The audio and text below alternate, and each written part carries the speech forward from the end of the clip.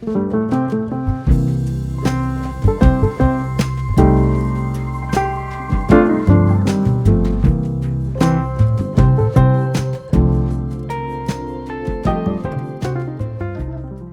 everyone and welcome back to my channel. I'm Caroline, the Ultimate Feeder, and in today's video I thought I would talk to you about my store cupboard essentials.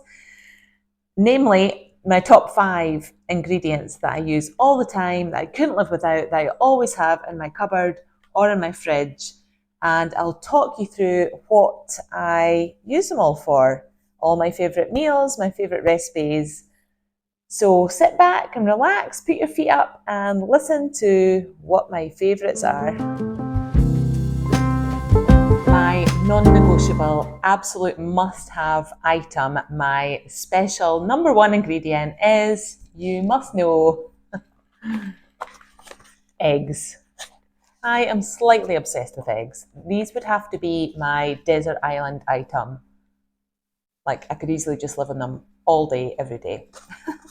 This is a tiny little pack that I get delivered from my milkman twice a week, just because I feel like it's just an emergency top up. But I normally buy like 15 in a pack from Aldi, probably 2 of them in a week. That's how many eggs we eat. So of course you can have them just as eggs, poached eggs, fried eggs, scrambled eggs, frittatas. But what I normally like to do is put them on top of leftovers. So I'll fry up my leftover veggies and whatever, and then just top them with a couple of poached eggs. My kids, I think probably Phoebe and Leo prefer scrambled the best, but I think Erica would prefer poached because she loves her runny yolk, and everybody loves soft-boiled eggs with toasty soldier fingers, don't they? I mean, that's a meal in itself. But they're such a good backup to have, because if you get to dinner time and you're like, don't have a plan, there's nothing else in the fridge like substantial. So my go-to thing would be to make a big frittata. So like my biggest frying pan, like beat up about 10 eggs or 12 eggs, depending if there's all of us eating or not. And then just throw in all of the random odds and ends that you have in your fridge. I'll come on to another item that I'd put in there shortly. But yeah, some of that, some veggies, you put some spices in if you like, some paprika, some cumin, some garlic, and then add your beaten egg, some spinach or kale, and some cheese on top. And then once it's cooked on the bottom, pop it under the grill for a few minutes just to get nice and bubbly and golden brown. And then just slice it like a pizza. Give everybody a big wedge, sriracha on the top for the adults, some coriander, some mixed seeds, a little side salad, and you've got a delicious meal ready in minutes. Another meal that I like to do with eggs as the main ingredient is carbonara. I've been slated a lot for my carbonara over the past couple of weeks because I put a reel on Instagram and all these trolls have come out in the woodwork giving me a row for calling it carbonara. I think basically because I put mushrooms and peas in it, which is not traditional. But in my opinion, the general gist is the raw egg yolks making the sauce with the parmesan and black pepper. And that's what I did. So I don't really get it. I think it's a slight overreaction. But anyway, yes, carbonara is another good one to do with eggs when you get to dinner time. You're like, I need dinner on the table. So I always have a pack of spaghetti in the cupboard. I always have eggs. I usually have a pack of bacon lurking in the fridge. Bacon's really good to have as well because you can have it in your fridge for ages and it doesn't go off. It always has a really long expiry date. And then parmesan, always have a block of parmesan or grana padano or whatever you call it, the cheaper version in my fridge. And what else do you need? That's it, the egg yolks, just some pasta water. So you boil up your spaghetti, you beat your eggs with your handful of parmesan, some black pepper, and then just fry up some bacon with a little bit of garlic, or not if you're staying true to tradition, according to Italians, I think. And then just mix them together, stir your egg yolky mixture in with your pasta water, and it makes a yummy, rich, glossy sauce. Who knew? But yeah, that's a good standby meal. And then, because you've used your yolks for the carbonara, save those whites, and then you can whip up some mini pavs. So all you do there is you just whip up your eggs until they're soft and frothy, and then start adding in your sugar, So I think I normally do 6 egg whites and 14 tablespoons of sugar. Make sure that you've put a little squeeze of lemon juice around your bowl to make sure it's really super clean before you start whisking your eggs. But yeah, 6 egg whites, 4 tablespoons of sugar, whip them until it's stiff and glossy, and then just plonk them onto a baking sheet, and they go in the oven for about an hour. And then that's your pavlovas done. And then just top them with some softly whipped cream and berries, a little sprig of mint, a dusting of icing sugar. Delicious. Perfect for any dinner party. Another thing that I use eggs for a lot of dessert is brownies. So you need 5 eggs in a batch of brownies, and I probably make brownies at least once a week. I know that's a bit excessive, but you know, I feed a lot of people. So yeah, must have eggs in my fridge. Moving on to item number 2. Item number 2 is this, an enormous jar of garlic paste. So this is a 1 kilo jar that I got from Amazon because I was buying the little jars that are about that size, but you can't get them in every supermarket. It's really annoying. And then you have to buy the tiny little tubes that are just too small for me. So this is my second one of these since I found them. And it's so good and handy and convenient and easy rather than going to all the bother of getting the skins off a tiny little garlic clove when you only need a little bit. So I would just use like half a teaspoon or a teaspoon, depending on what I'm making, and just fry it up. And then you can just add in any old veggies you like. You know that I love garlicky kale. So a little bit of oil, a little bit of this garlic paste, and then just throw in some handfuls of kale, fry that up, and then top with a couple of poached eggs. Delicious. You could do the same with spinach. Sometimes I chuck mushrooms and red peppers in there too. And some of my next item that we'll get to, and then top it with some poached eggs, and such a scrummy brunch. Of course, you can use this in dinners as well. Wherever it says garlic, just use some of this instead.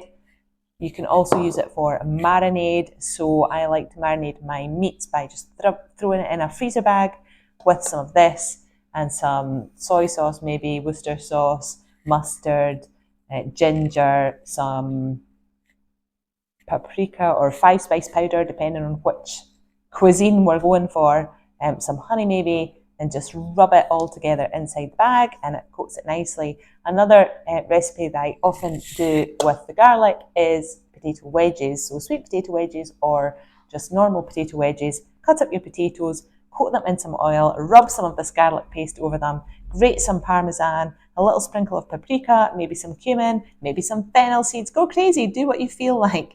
Do whatever takes your fancy, and then roast them, and they are so good. I've tried the frozen garlic before, but for some reason I just didn't get on with it as well as this garlic paste. It is so tasty, just try it. It will transform your leftovers. Item number 3, I've hinted towards this in the eggs and garlic one because they just go together in my opinion, a chorizo. So handy for keeping in your fridge. It has a really long use by date, so you can just have it, use a little bit, and then keep it for the next time. One recipe I like to do with chorizo for brunches is a breakfast potato hash. So you just boil up some baby potatoes and then let them cool, and then heat up some oil in a pan, add some of your garlic paste, throw your potatoes in with some chorizo, some peppers, sometimes some mushrooms, and then just fry that off until it's all nice and tinged with the red chorizo flavour, and it goes so well with bacon, eggs, sausages, avocado, beans, the works. A nice little surprising side for your guests. Another thing that I often use chorizo for is frittata. So like I said before in the egg section, make a big frittata, but add some chorizo because it just adds so much flavour. And if you make mini frittatas, you can put a little bit of chorizo in each one, and maybe some peppers, maybe some onions, maybe some spinach, maybe some cheese, and then just cook them in the oven in your individual little muffin tray. And then when they're cool, you can pop them in the freezer, and then they're so handy to grab for a picnic or some car snacks or just emergency snacks for the kids. Just take them out of the freezer and they will be defrosted by the time you get to wherever you're going. Another thing that I do with chorizo is like tray bakes. So if I have some chicken thighs, for example, I would just put the chicken thighs and the chorizo on a baking tray with some potatoes, maybe some kale, broccoli, sweet potato or squash, and just coat it all in some oil and some garlic paste and shove it in the oven. And then when it comes out, add some fresh spinach, maybe sprinkle over some onion. So good. Another meal that I often do with chorizo is a jambalaya. So I always have rice in my cupboard. So you just have to fry up some chorizo and peppers and onions, and then add your rice and stock and some bay leaves and other spices. And you can add some prawns, which I always have in the freezer as well to that. If you had some chicken, you could throw that in as well, but you don't need to. I think the combination of prawns and chorizo is so good. Yum. Put me in the mood for a jambalaya now. Item number 4 is Bisto. I feel like this is a secret ingredient. Maybe I shouldn't tell everyone that I use this, but I basically grew up with it. My granny used it, my great auntie used it, my mum used it in all their cooking.